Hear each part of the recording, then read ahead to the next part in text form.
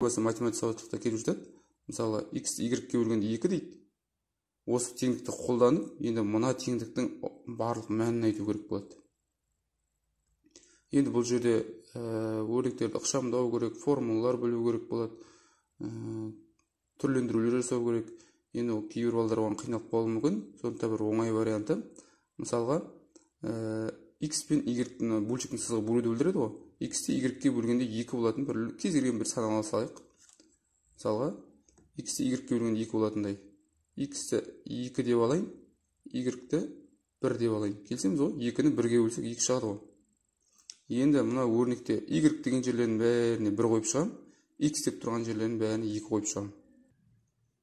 Қойып шыққаннан кейін мынандай өрнек пайда болады бізде. Енді тек осыны есептей қойсақ болды. 1-дің квадраты 1, 4-ке көбейтеміз 4. 3, 2, 1-ді көбейтсек 6 шығады, минус 6, плюс 2-ның квадраты 4. Енді бөлімін есептейік. 2-ның квадраты 4, минус 2-ні 1-ге көбейтеміз 2, плюс 1. Алымында 4 пен 4, плюс екен қосылады.